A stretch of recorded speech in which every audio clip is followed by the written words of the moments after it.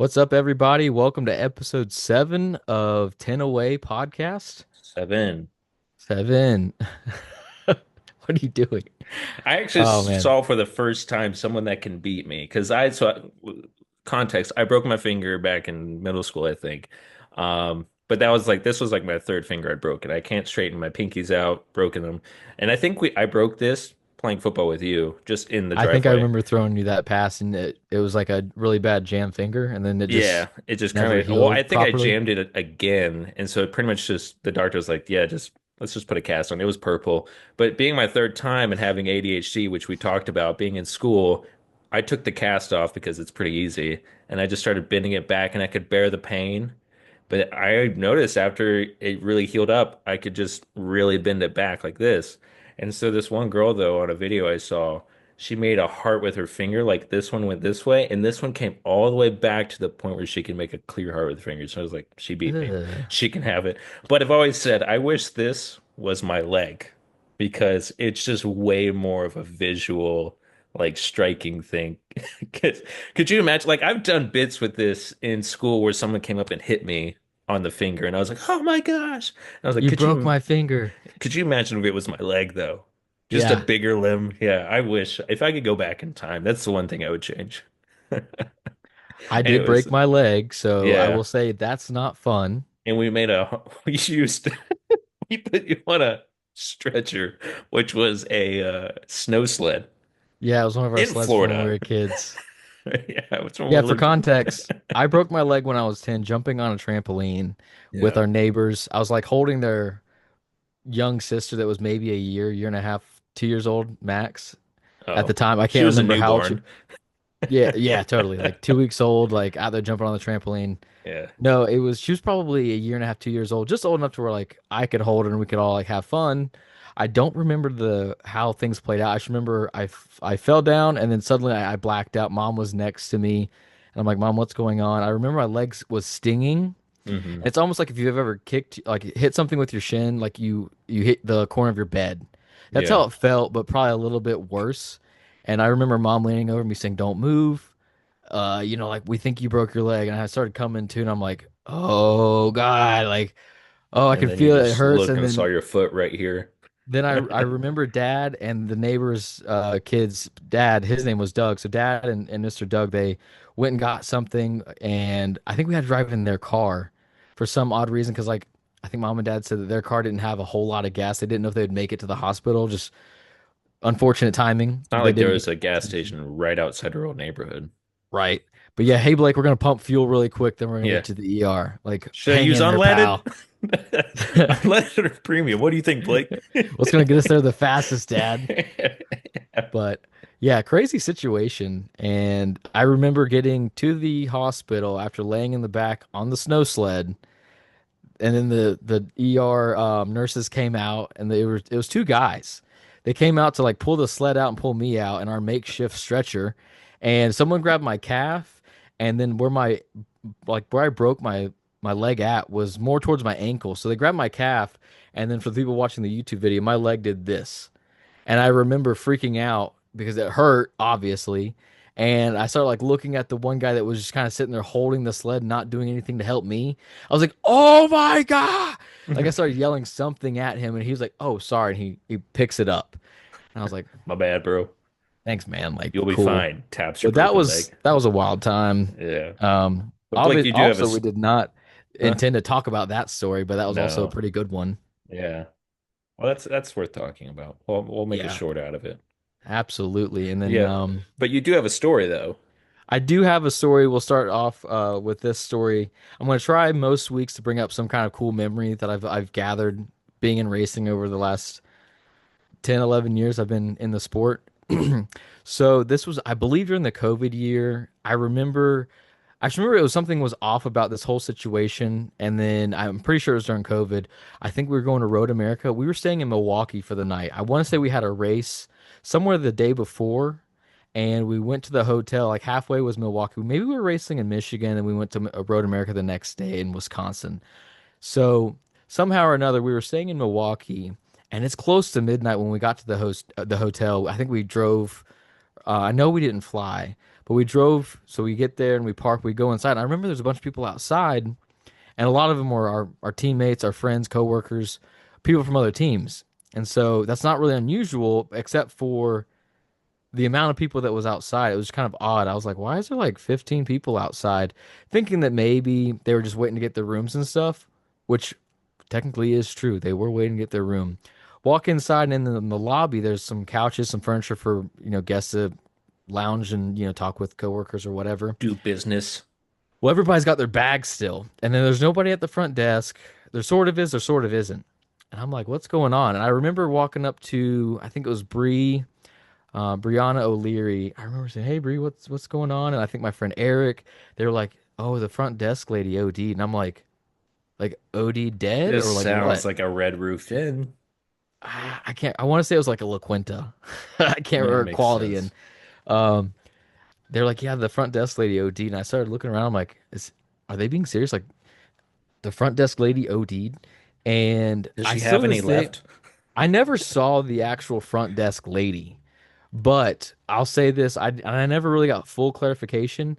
I don't know if someone witnessed it or was everybody showed up and she was like laying on the floor. She didn't die, by the way. Let me preface that. She's not dead. But by the time we got there, the paramedics and stuff were showing up too. So like when I got there, there was no fire trucks, no ambulance. Very short after, then they showed up. So I was like, this is bananas. So we start calling the guy that owned the company, like, hey, dude, what do we do about our rooms? There's no one here working the front desk. I think the hotel's trying to figure out how they can get someone here as soon as we can because it's late at night. So nobody. It was just the front desk lady Yeah. along with like I think one maintenance guy happened to be there, or maybe he was on call because when we showed up, there was nobody able to get anybody into any rooms. They didn't have any reservations that they could go check on because the only person that could access the computer was the lady laying on the floor. So after a while, I'm I just guess. imagining somebody at the counter just ringing the bell, ding, ding, ding, ding. Yeah, yeah, yeah. Hello. Hey, you down there, get up. Hey, before you go into the light, I need a room. Yeah, before you completely finish that mission you got down there, can you help me get into my room? I had a reservation. I called ahead, so I should be in the system. Yeah. Or can you at least make me a key card so I can just walk to Also, my is room? the breakfast free? Is it free? Is it still free even though you're down there Yeah. losing your life like but Someone could so use a waffle. what happened was we ended up finishing how the night ended up working out still to this day one of the funniest and weirdest events ever. The maintenance guy shows up and he just starts taking he has master keys to all the rooms. So he starts going and locking doors, like knocking and seeing if anybody's staying in these rooms because he doesn't know who's in there. Oh, He kind starts of like knocking on you're getting like a changing room or like a in the fitting sort room of. at like a Target. Yeah. So he starts knocking on doors. He starts looking around like, "Hey, maintenance, like we're coming in." Like he's trying to figure out if these rooms have been prepped or not, if anybody's staying in them. So there's I don't know how many 40, 50 people trying to find rooms. So you're looking for 20 or 30 rooms Yeah. that are empty that are ready. And I ended up getting put in a room that had it was like one of those master suite rooms that had two bedrooms, like a pull-out couch, and then like a double queen bedroom. And so me and two other people stayed in that room. I know one of them was my friend Jeremy. He stayed in that room with me, and someone else Limits? stayed in the. I want to say it was my other friend Corey stayed in the room. So it was me, Jeremy, and Corey. I think that stayed in this one room. We couldn't believe how the night had gone. We were all just kind of like it was funny at this point, but Yeah. we're also getting tired. It's like one in the morning, give or take, by the time we're actually getting into our rooms. And so that's how we ended up getting our rooms. Everybody got a room to some degree because the maintenance guy showed up, took a master key, and started unlocking doors, walking the halls, going up the floors. And it was just like everybody picked a battle buddy. And we're like, all right, we're staying together. You Yeah. know, go in this room. Like, next, like, go find another room, open it up. It's clean. Take it. So that's my one, probably the craziest story I think I have from racing and going to a hotel was the front desk lady had OD'd and was being taken out on a stretcher in an ambulance. Here we are talking about stretchers again. Yeah. And then the rest of us, the pit crew guys, some of the road crew guys, were all like, "How do we, how are we getting this? How are we sleeping? We sleeping on the floor of the lobby? Like, what's going on?" Dang. I So just imagine the maintenance guy puts a wet floor sign over her for temporarily, like no one come over here. I think they even had to like shut the hotel down for the night. I think they had to lock the door and they weren't allowed to let anybody else in, Oh, if really? I remember correctly. Like until someone got there 3 or 4 in the morning, because I think the GM said that he could get there, but it was going to be a little while. So they had to like Wow. lock the doors and stuff and didn't allow guests to come in. So if you had a reservation at that La Quinta that night and you got there after that, you weren't allowed in for a little while. I've had odd experiences at La Quinta, so I'm not surprised. But let's get into it. We've spent long enough on this intro. Yeah, I like it though. That was good. Yeah.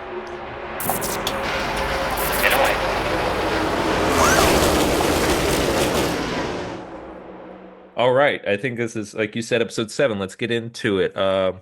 North Wilkesboro. I actually Overall, really great enjoyed it. weekend. Yeah, Yeah.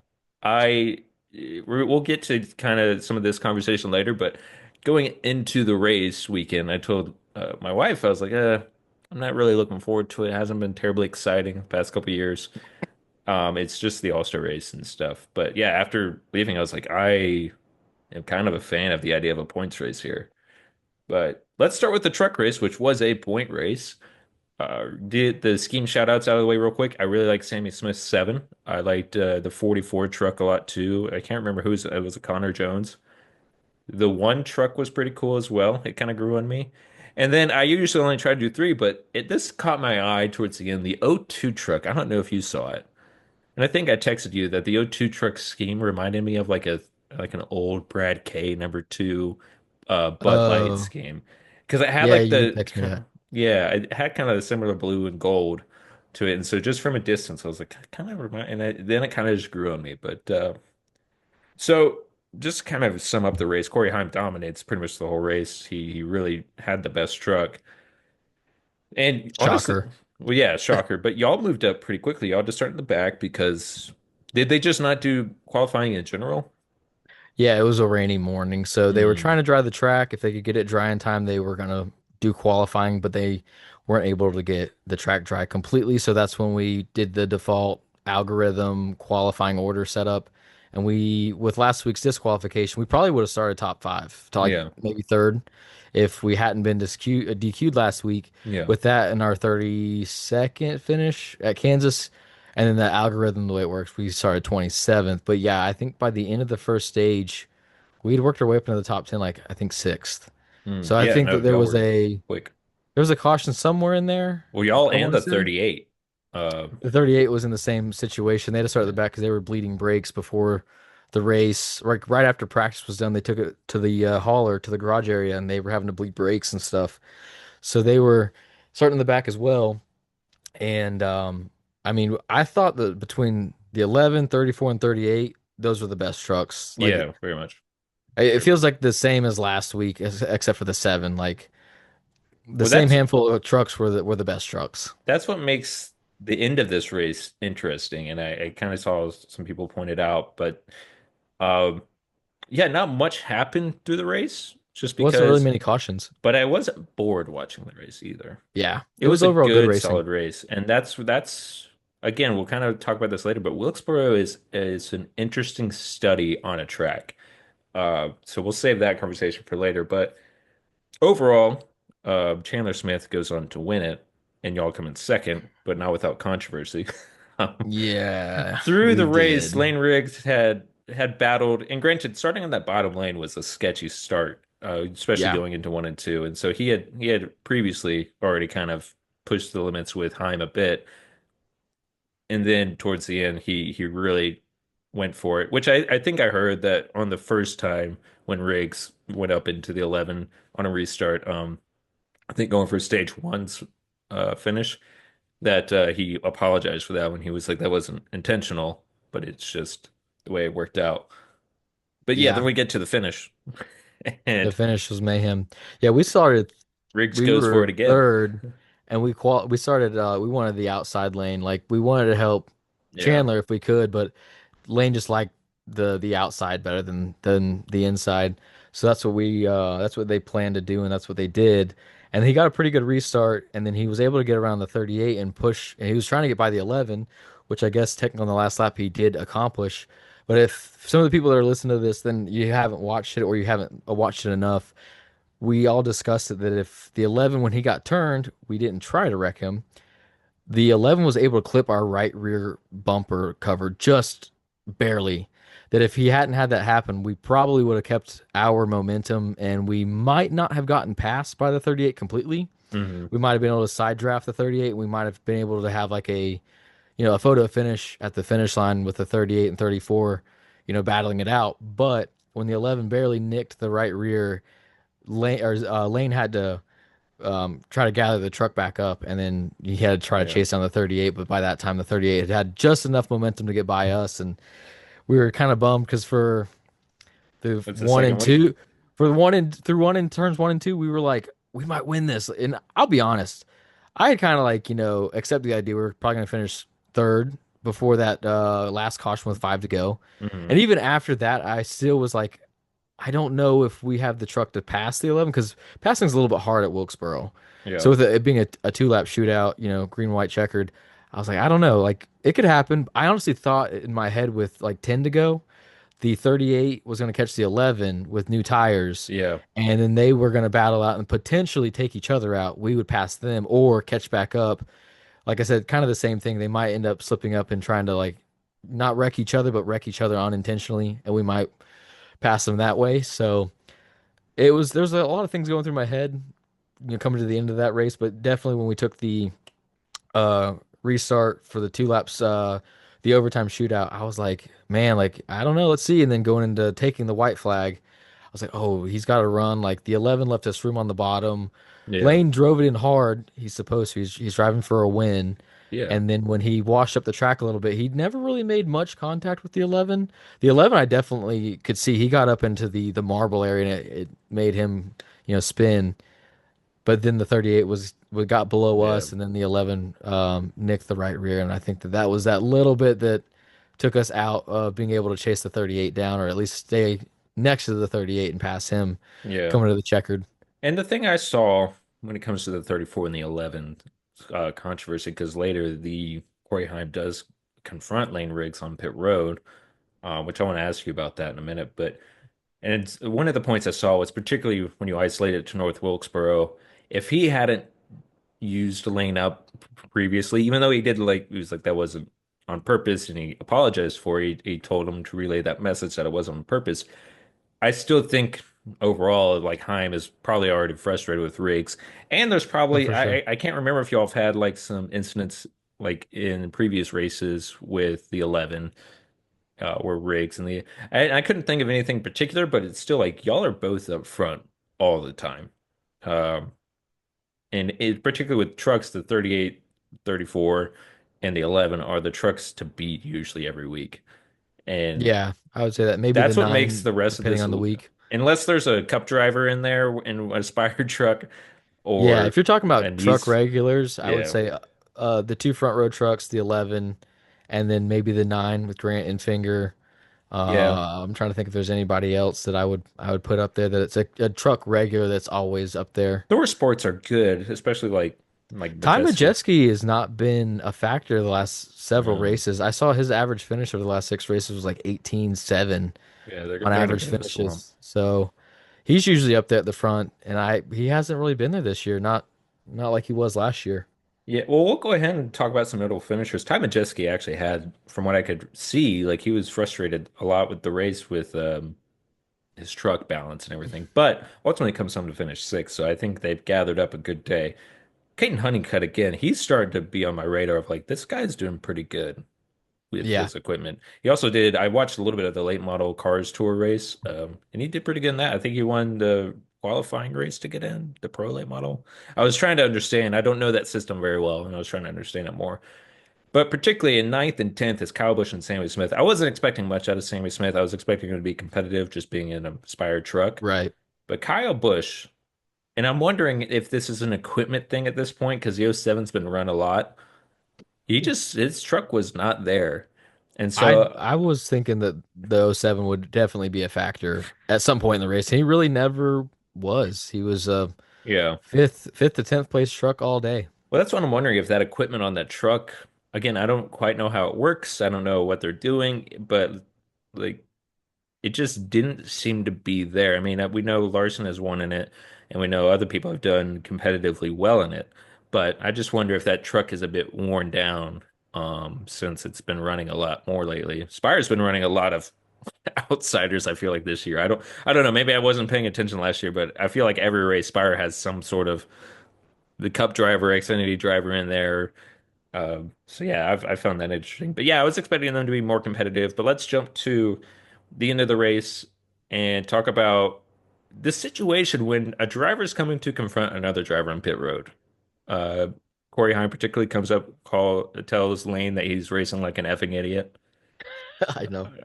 Which it wasn't like I was watching it live and I was like, oh, this seems like it could have just been a good text or like a phone call. Because to me on pit road, I feel like there needs to be more aggression if you're going to confront somebody. At least that's what the I fans want. I think my biggest problem with it was Corey came up and said what he wanted to say, but then Didn't let Lane respond. Didn't let Lane say anything back. And not that what Lane would say would really fix the moment, Yeah. but it's just kind of strange to walk up and just say that and then just leave. Yeah. It felt like it was very over it was drawn out for Well, what was also, really I being will say said. on the Fox side, they were playing it up to seem like Oh something that was yeah, big. the more I got to watch the replay when we left the racetrack, I'm not trying to be biased to Lane. Lane didn't really do anything wrong. I mean, he was driving for a win. He's not locked in the playoffs yet. Yes, we have plenty of points and stuff, but we're not locked in. I think it's a little bit different if we are already locked in. Maybe we don't drive in as hard. Like Yeah. if we're able to make the pass, cool. If not, it's no big deal. But Corey Heim has 3 wins already. We've been so close so many times last week, Yeah. Miami.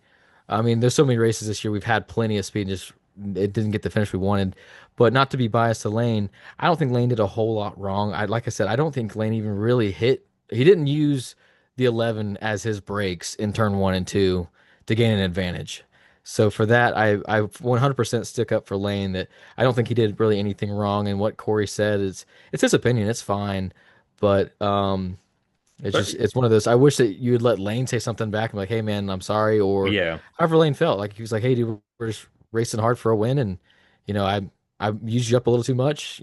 My bad." Whatever he wanted to say, I think that's kind of strange that you go down there and say that and you just walk away. Yeah. And again, like I said, I think if they hadn't had an issue earlier in that race, then, Might be a but little bit different. I think Hine probably also is thinking about maybe Riggs last week and almost wrecking Hocevar in the final lap, going for the There win. was a lot of talk about that. I saw that too. So I wonder if he's just like, because honestly, I was surprised that he said it.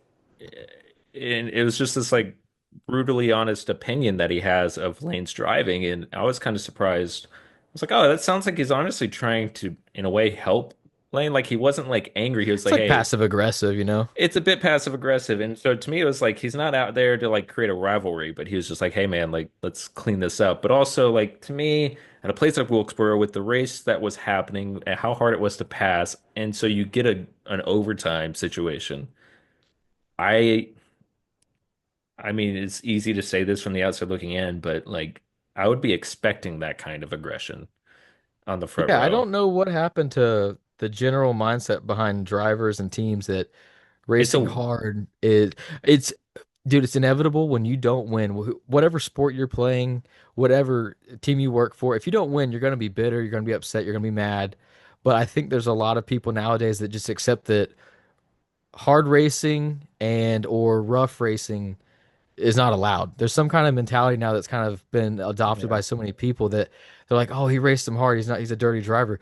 Like I said, when I go and watch what Lane did, it's not like he drove him into the wall and literally doored him and then the 11 wrecked. Like I don't know how you can go really about saying like, "Oh, Lane's a dirty driver" or anything yeah. like that. It just I don't really like that idea or those opinions. It's just like it sounds like someone that's just upset that either their driver didn't win or for some reason they don't like good hard racing. So Well, it kind that's of how I plays kind into of the feel cup about it. race because you have two drivers who are dominant and are upset about the finish.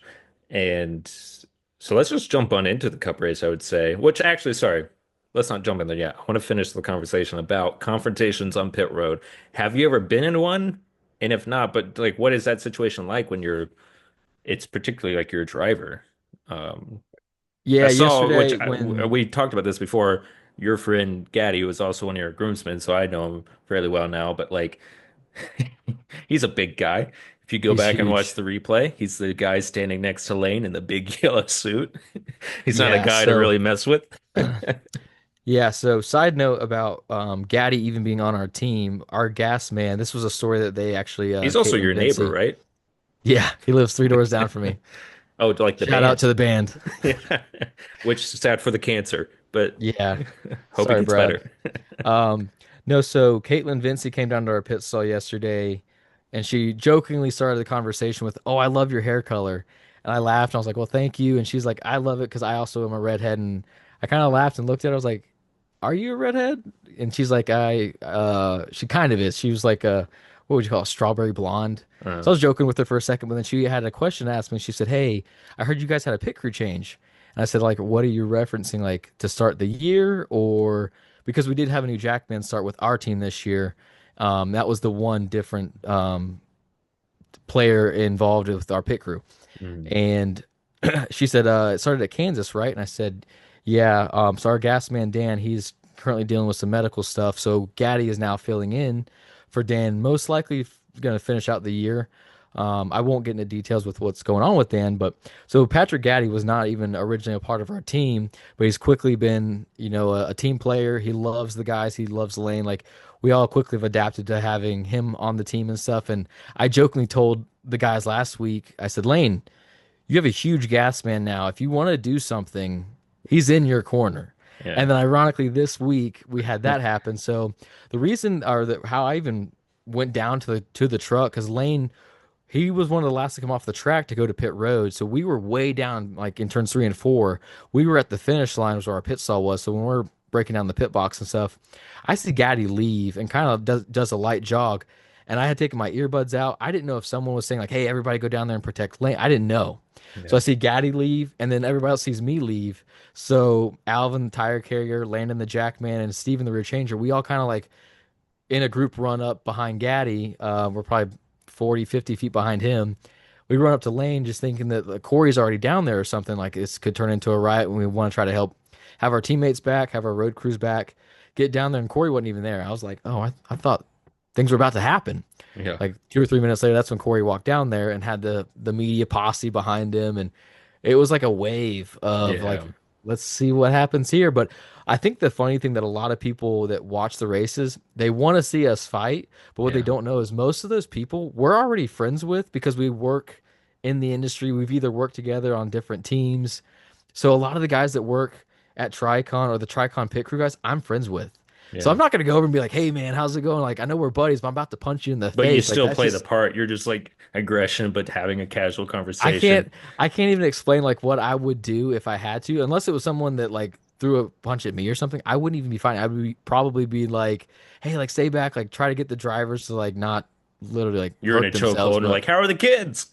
yeah, like just joking. Like in what are those movies where they're fake fighting, but they're Yeah. like they're friendly? That's what I kind of like envision would happen. Is like my buddies that were on the 11. Like I literally talked to Ryan Zunk, the rear changer, before the race. I said, "Hey, good luck." I was asking about his gun situation from last week, so said, "Good luck. I know we're going to be competing against each other today." And he was like, "Yeah, man, you too." And see you later. They were however many stalls away from us, but I often think about too the Jeff Gordon Clint Boyer fight. Yeah. I also know most of those guys that were in that fight, and I also thought it was kind of funny that they like brawled it out. But for me, I'm like, I know these guys, like they're my friends. Like I'm not gonna fight my friends. So Yeah. I don't know what would happen if we started to scrap. I probably would have been like trying to just break it up and keep the You're just peace. you're punching air just to But play the part. yeah, the road mechanic guys would be the ones trying to throw the punches at like Lane or my road mechanics throwing punches at Corey. Yeah. So that's something that a lot of people maybe don't know or don't understand. Like it's not as closed doors as people think it is. Like the manufacturing side of things, Ford, Chevy, Toyota, Yeah. they definitely try to like keep They're the kind of camp isolated separate, to but their camp. the road crew guys and everybody we're right next to each other every week at But any also given y'all time. y'all can jump around teams quite a bit. So like Oh, and that's the other thing. Like I know like especially hundreds of around dudes in the trucks. sport, Yeah. hundreds of guys in the sport that I've worked with that I still say hey to every week. And even if they work on a different team or a rival, like we're still friends. Yeah. So But you that was never something fun. actually was that like your first pit road confrontation, or you've never I guess you really? could say so. Like I hadn't really been a part of a an issue where like the driver went and really had a big confrontation like that was going to be televised. Yeah. Like everybody was waiting for Corey to go down there and say something. Yeah. That's cool. Yeah, I've always wondered what it's like the dynamics are like down there. But let's jump on into the cup race. Not too much to say about this one, because I want to talk about more of Wilkesboro as a whole. But Christopher Bell wins, Hell also not yeah. without, to me, in my opinion, at this point, unwarranted controversy. But real quick to get the scheme shout outs out of there. I don't know if you saw Bubba Wallace's car. He didn't advance, but in his heat Was that races, the Logitech car? yeah, it grew on me. Another one that grew I on liked me. that one. I think I had Ross Chastain in there, which I liked the car. I really enjoyed that sunset look, but I was telling my wife, I was like, I wish they would have expanded it more because to me, I liked it, but it was just not quite there for me. Car that was there for me, the 21, the throwback to Michael Waltrip car on the 21. That one was really cool. Really liked that one. And I also like Brad K's number 6. So that was a pretty cool one as well. Which it was kind of cool because it was like that normal plumbing. It's a plumbing company, but it would be green or something. Mm, I don't quite remember. I think they also have like a chrome orange number, which is kind of cool. yeah. But yeah, adapting it to the ECU colors because that's what the story behind it was. The owner, I think his wife went to ECU and they were just ECU fans. Um, and so to see it, I was like, that works for me. That's a really cool car. But to get into the heat races, it's fun to watch those races because I don't particularly have a driver that I root for in those. So it's kind of just like, let's see what happens. Like, just go for it. Right. And but getting to the second heat race where Ryan Preece is, I don't know if you saw this. I heard all about it. He had the best car. It was moving and grooving. And then just, The man. the Phantom Cone strikes. Well, yeah, I do get what he's saying, but I also get the idea. Like a lot of the announcers, like you should just know at this point, like you're the only one that got caught by this in a while too. And I like to his credit, you couldn't see it on the track, but yeah, I just feel bad for him because it happened at the end, worst possible time. He was my pick to win that, and I think he would have advanced. Yeah, it just sucks for him. But honestly, getting to the actual event on Sunday, it was. Well, a lot better than I thought. Granted, if you were out front, you had a lot of control, but when the tire advantages came into play, you weren't just driving off. And honestly, for a while, the 22 and the 20 were up front for a while. The 20 never really lost the 22. And so when you get to the end of the race and they have to race it out, the last like what 12 laps or something like that. Honestly, the 22 passed him, but I thought he was pretty patient with Joey. Yeah, And I think that's Christopher Bell's reputation though. He's never really been an overly aggressive. He's not going to dump you. He'll figure out a way to get around you. And I know Joey was mad, but I think Joey was more mad at the heat of the moment that he lost because of a yeah, fake made up caution that they're allowed to throw whenever they want. And yeah. I can 100% get behind that but at the same time, it kind of goes back to the idea that we even talked about this for the truck race yesterday, 2 days ago, that we should have pitted when the 38 pitted. Mm. And it probably would have made a difference for us at the end. Like maybe we would have passed the 11. Um, actually, I'll backtrack a little bit. When the 38 pitted later in the race, I can't remember how many laps were left, but the 38 pitted, we stayed out, and only a handful of cars stayed out with us. It was almost the exact same situation that happened with the 22. The 22 was thinking more cars were going to stay out to get track position because tires really just don't play a huge. They're not a huge factor yet at Wilkesboro, being that it's still fairly. It's a new surface, so that Yeah. surface really isn't. Did they fully We're in the repave it years ago? yeah, the whole thing. So it still has like that break-in period right now that I think it's trying to go through that conditioning period. But Yeah. it's starting to fade, so it's probably getting a little bit more grip and it's gonna eat tires up a little bit more next year and into the following year. But Yeah. as of right now, this past year was probably the first year that tires were a little bit more of a factor. I remember in previous years, like we last year for the truck race, we did one pit stop at the end of the first stage. We didn't take tires again, Yeah. and we had a fuel only stop at the end of the second stage. Yeah. So for that, we finished third last year. The 11-1, I can't remember who finished second, but the 11-1, he had the best truck the strategy played in his favor. It just went a long green flag run, but we finished third with tires that were put on at lap like 75. So, Yeah.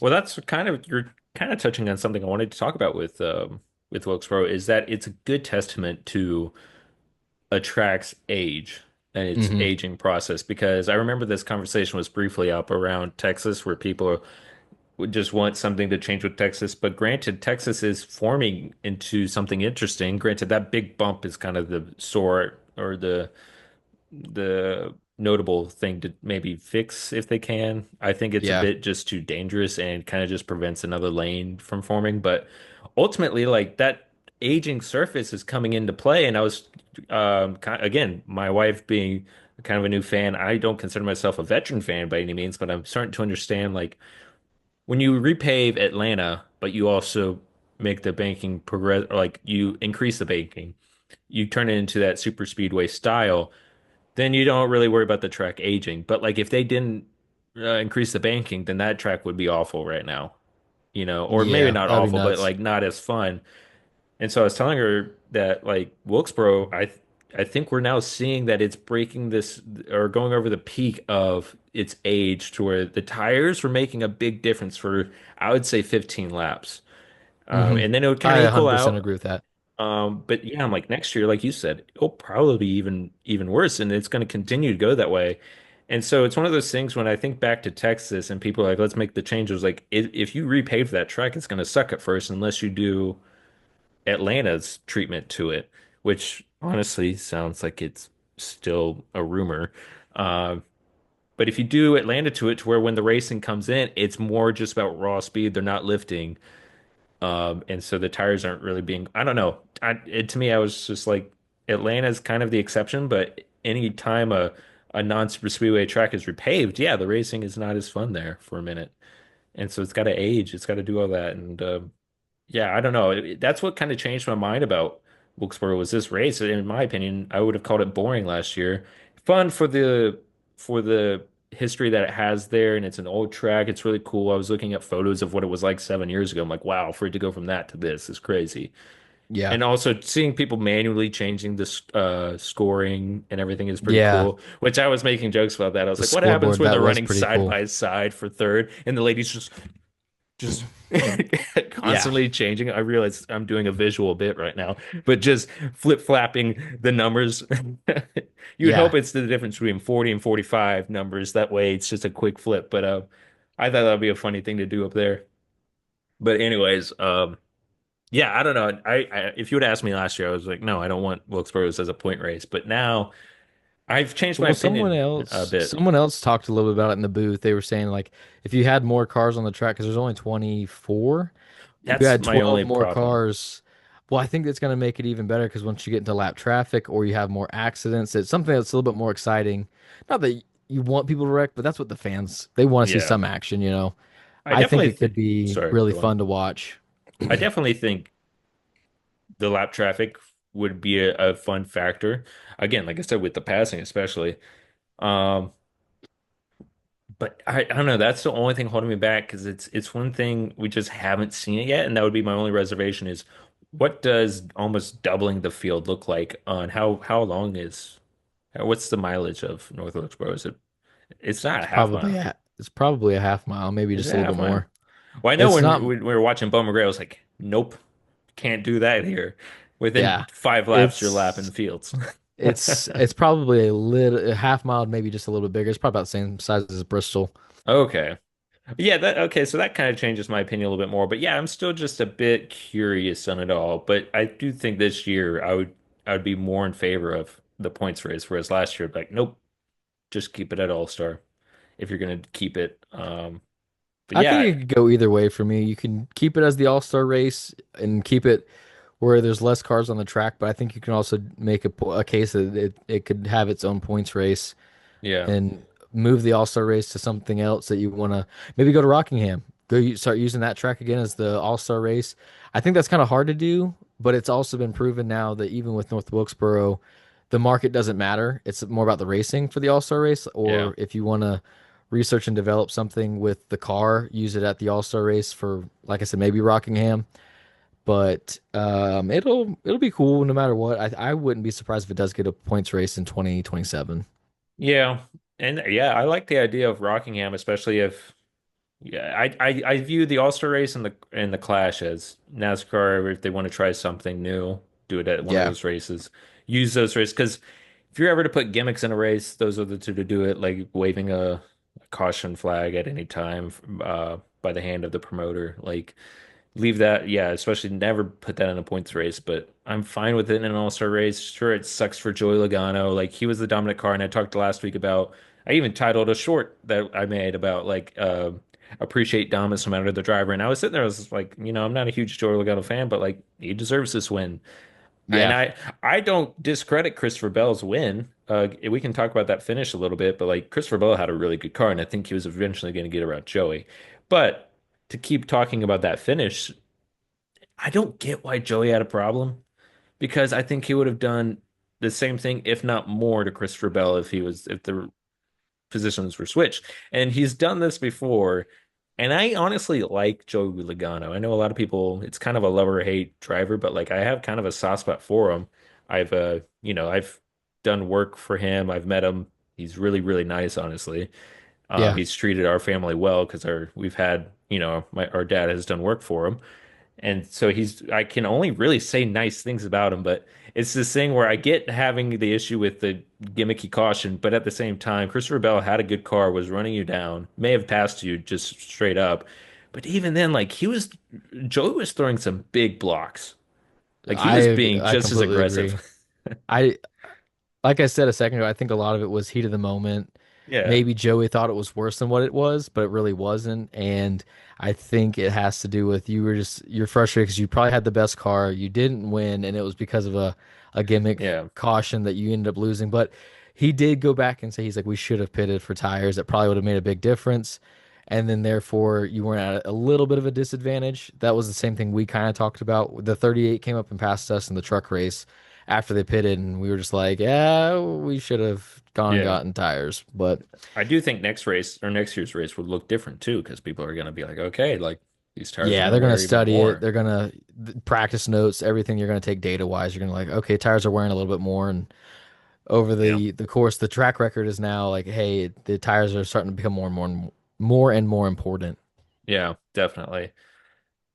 But let's get into some questions. Again, I thought Wilkesboro was good. Thought it was, we kind of briefly talked about it being a points race and that we'd be excited to see that. But something I wanted to ask you, because I'm a bit fuzzy on this history for myself, and now kind of seeing that these drivers have come up through the ranks, because you've pitted for ARCA drivers. I don't know if you do anymore, though. Um, Not really. But you've told me about some of the drivers that you pitted for in ARCA, and they're pretty notable drivers now. Do you like how many different drivers did you pit for in ARCA? And maybe who were Um, they? Most notably, Chase Briscoe was probably the biggest name that people would know in 2016 when he was running for, I think it was Cunningham Racing. Yeah. I don't think that they're Cunningham anymore. I think they sold their stuff to somebody else. Cunningham Racing, that was when I was at Team Penske. We pitted the 77 ARCA car and won a championship with Chase. The year before that, I was with Grant Enfinger in what was our number? I can't remember our car number. 9, Um, it wasn't 9. I think it was 10, 25. maybe the 11. I can't remember. Do I have a picture of it somewhere? I I don't feel like think I you do. should have a picture. Yeah, we I pitted Grant Enfinger in 2015, won the ARCA championship as well. But other notable drivers, Justin Haley, I pitted for him, Cole Custer in the Truck Series. But yeah, ARCA for back-to-back years, I won the ARCA Did you championship, pit which for Cole Custer in Canada when he went down and tackled John Hunter? no, that would have been funny though. There would have been another reason to be in an altercation. Yeah, no, that was Cole Custer when we were at Gateway. Oh, okay. Yeah. That's cool. But I'm trying to think of any other big name like Cup Series But you drivers. won 2 championships in ARCA. Like you've been on the championship team. Yep. Um, cool. Yeah, that's cool. You don't pit for ARCA anymore though, right? I did one race last year. I just happened to be there and I got asked to do it. But no, I don't. I'm not scheduling to do ARCA races and stuff. Is it just like time thing? You just don't want to do Some it of it's all. time, and then also some of it's They don't the line up pit very stops. well. Pit stops don't they're not regulated like they once were. Like you can only do tires at one pit stop and you can only do fuel. You can't do them both. So the entire pit stop complexion of how works now, the dynamics is way different. Hmm. So the pit stops aren't as important. They are, but they aren't. Like if you have a flat tire mid race, you want to have guys that know how to do it, but they aren't regulated like what they once were, where you could actually gain spots. They do more controlled cautions for ARCA. Hmm. Okay, that's interesting. Now, when you first started pitting, I feel like I remember you saying you pitted late model cars.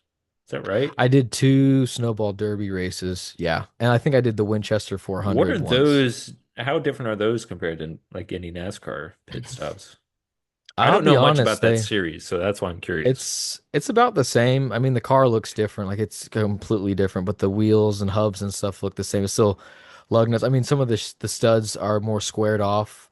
They're Yeah. definitely not necessarily meant to be like run fast pit stops, but they still want to like hire in pit crew guys to come down and change tires because the road mechanics are going to do it in like 45 seconds. We'll do it in 20.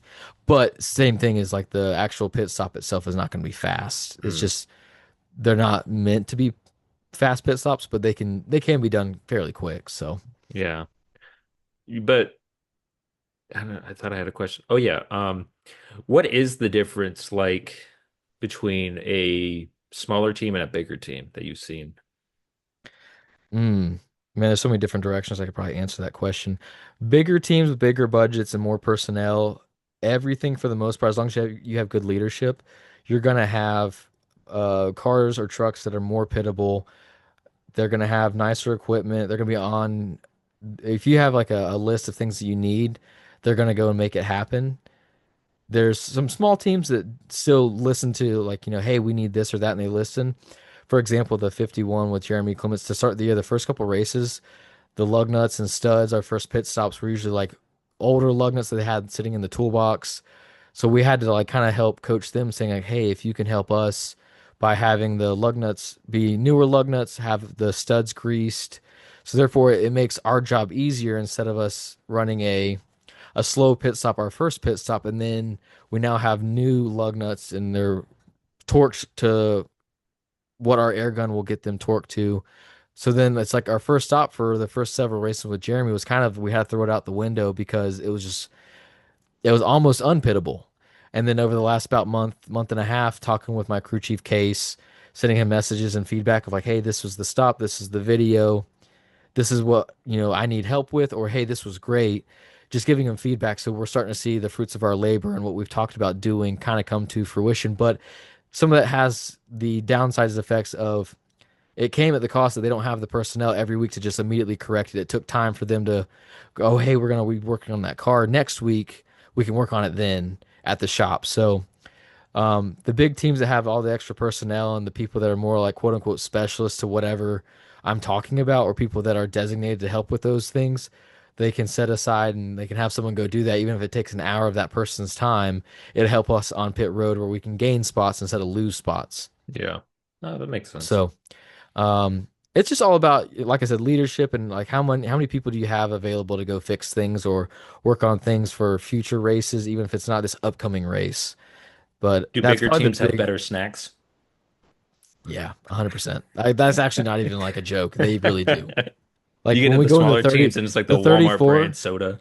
the 34 hauler has like an actual snack bar spread every week, Oh, like really? Cliff Bars to the bags of chips, like Chips Yeah. Ahoy cookies, or like you can go in there and get snacks all you want. And then some of the smaller teams, they don't have people to go and get that stuff. It's Yeah, just no. like they grab it before they leave town with the hauler and they put it in the truck and that's it. Like Well, I it's the same thing with sets. Like the different sets I've been on. I've been on one that was an indie film, and I was granted I'm the one to go make the crafty at that one, and I would go out get all the snacks, but it was even I was like when I was grabbing, I was like, man, this is gonna suck. And yeah, then yeah, like, you but understand it. it was also a small enough crew where I would like for lunch, I just went and got the lunch. It wasn't a huge crew, but then when I worked on something like Criminal Minds, that was the best crafty I've ever had.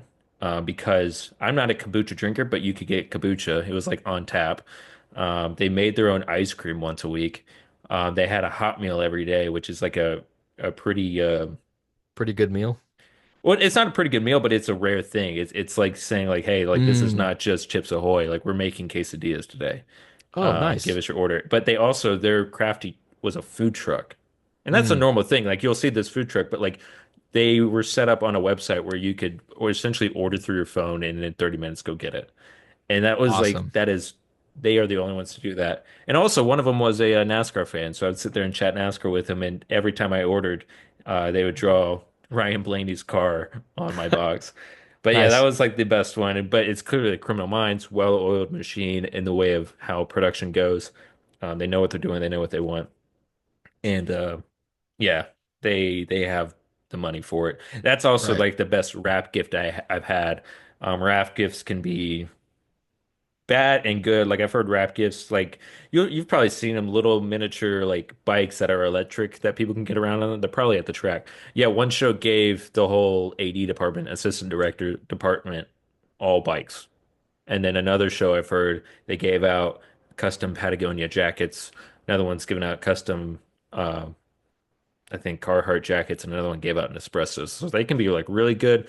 Or one of the shows I was on, literally, their one of their ideas was the gift shop we have to create for this scene is also going to be the wrap gift, which means they were making a really bad gift shop with like keychains, shirts that don't fit anybody. Mugs. Also, this is the show Welcome to Chippendales. So the gift shop is filled with, for a guy, very feminine Feminine products. stuff. And like so none of it luckily they didn't go with that. I don't even know if they did an official wrap gift, but yeah, Criminal Minds was my best wrap gift because it was a nice bomber jacket, like a $300 bomber jacket, custom and everything. You've seen it before and Yeah, that thing's it's awesome. yeah, I've had several compliments on it, but my wife hates it, so it's very So you puffy. don't so you don't wear it Oh no, very I wear often. it. I don't care.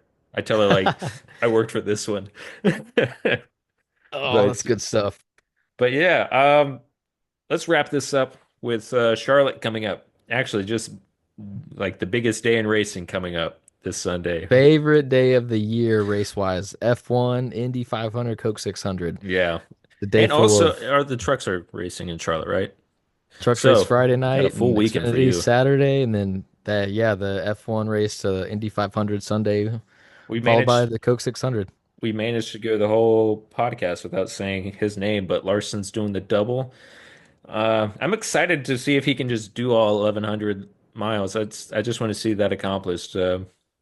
Yeah, he qualified, I think, 21st. So I saw that too. I Yeah, don't really he know how didn't competitive. qualify great. I don't know if that's a good indicator or bad indicator. I know he wrecked, so He wrecked twice.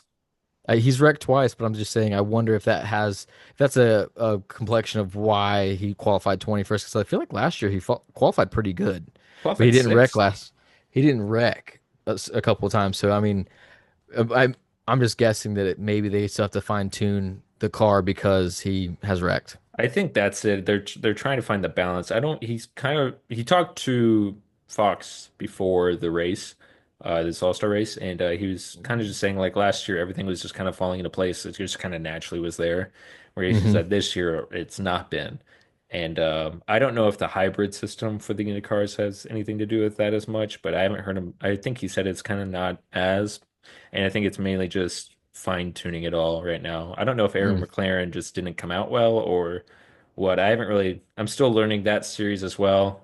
Um, so yeah, just kind of seeing what that's like. But yeah, excited to see that. But let's get into Charlotte predictions, starting with the trucks. I think you know what I'm gonna say. I also I want know to we agree with keep you. picking this one, You but have to keep picking it. the 34, man. You have to pick them. You only have two numbers to choose from. If the 34 doesn't win, then you have to choose the 38. But the 11's a pretty obvious one too, but I think I want to go for just a wild card pick overall. I'm gonna go Daniel Hemrick. Actually, that would be a cool win because hometown hero there. That's Lane just like is Lane from Charlotte sort of. area? He's from I think Mooresville. it looks like Bahama, but it's pronounced Bahama. He Uh, was telling me about it the other day. it's It's up backwards. near Durham, I think. Oh, It's like an hour okay. and a half drive. It's a smaller town up there, but that's where he grew up. But I mean, still Charlotte. It's Yeah, kind of like the hometown race. So yeah.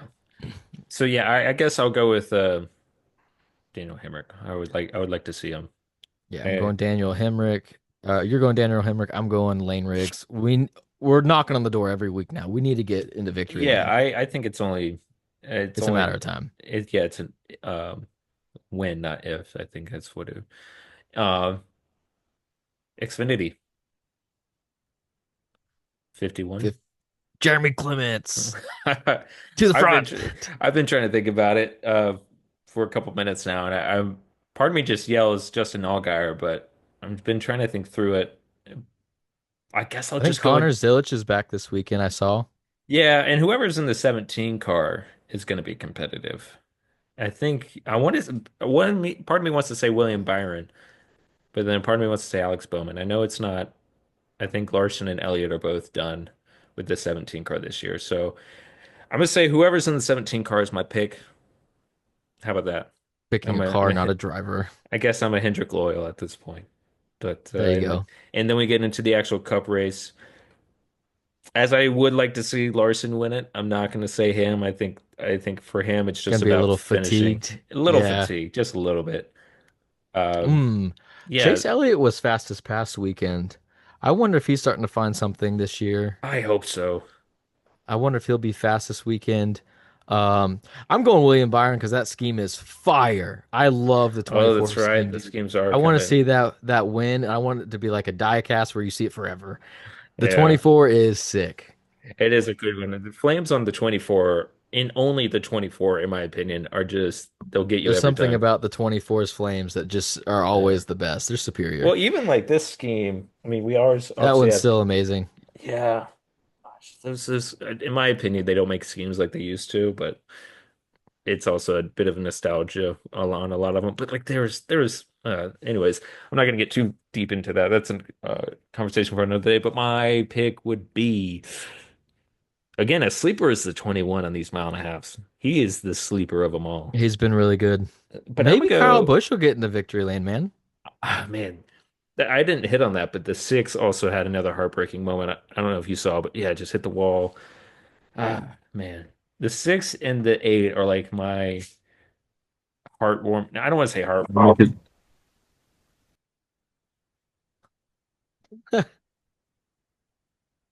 Something's being delivered. Oh, She doesn't like any outside noises. Sorry, people. We might I, have to it, see, it it really wasn't loud to be honest. or we might have to see this through. Lucy, chill out. I gotta make a prediction. She's like, all right, I'm Anyways, leaving. yeah, she All right, wasn't I'm gonna head like out. she didn't like who I was about to say. Um, I'm actually gonna go with Tyler Reddick. I think the That's a 45 good pick. finds it this weekend. They're slowly getting a little bit better, I feel like. Um, North Wilkesboro didn't say too much, but yeah, I think they're slowly getting there. Yeah. Well, So Tyler likes the mile and a half tracks a lot. Like yeah. that's probably his forte. Yeah, definitely. But I really do think the 34 truck. I want to do a podcast post y'all's win. So We'll not get necessarily like Lane. Maybe that's what we'll do is whenever we win, we'll get Lane on it. That'll be the week we have him on. there you We'll go. do the interview. Yeah. But yeah, looking forward to Charlotte. I was gonna try and go to that race, but it ended up not working out. But hopefully I can make it to Darlington on Labor Day weekend. Damn it, So Owen. We were gonna make it cool. it was gonna be cool, but it just didn't work. Also, before we end today, I want to Oh give a yes. shout out to Dialed In. These are my favorite things now. They're This is nootropics not a pouches. sponsor. We should Not a say that. sponsor, but You I hear that, love eight this different people stuff. that are listening. Yeah, this is not a sponsored or paid advertisement, but I know the people that make this, they come to the track, they're sponsored Jeremy Clements, dialed in pouches. I will tag a link when we're done and we're going to post the episode and stuff. They make these nootropic pouches that are really, really cool for attention, energy, and reaction time. I shouldn't even say that. They're not for reaction time. It says increases energy, improves mood, and reduces stress is the peach one. And then they have a mint one that actually is probably my favorite. And this one helps with focus, attention, and concentration. I've started giving them out to my friends, but I love them. I think that they help keep my head clear, and especially on days when we know we're going to be fast and it's going to be a day where you have some nerves. It's really nice to have those and to use them to mellow you out a little bit and keep you focused and concentrated and chill. So go give them a like, follow them on TikTok, Instagram, and they also have a website I will tag after after the podcast is done. Well, I also have a brand I wanted to shout out. This is not a sponsor, but I just like their product a lot. Altoids. Because not only when are you done with like they're good to eat, but when you're done with them, you have storage for stuff. You like the tin can more than the actual product? Honestly, yeah. Well, also it's magnetic, so like on You my would have loved computer, the 40s and 50s then. Everything was a metal can. yeah, and also all that radiation and lead. That would have been All the great. lead paint. Yeah. Well, actually, in our apartment, this is a very like I think they built this in like the 40s, this whole complex. You're gonna die. Well, our bathroom, the paint is chipping, and Lindsay's like, I'm pretty sure this is just filled with lead. Our Dang. bathroom, it's so small that like if you take a hot shower for 3 minutes, it's just soaking. So a lot of times I'll put Lucy in her cage and like close it that because if you don't close it and leave the door open, she will just pretty much come in the shower with you and hang out. Uh, so I put her in there and I'll just leave the door open or leave the window open and that fixes it. But like, yeah, it's chipping pretty bad. But yeah, so if I get lead poisoning, that's why. Um, but yeah, all right. So that takes care of this episode. It's a fun one, a little bit different, a little less race talk, but or more race talk, but just not as much about the review. So this has been 10 away. Heck yeah, It's man. time to See y'all go. Get next away. week. Bye.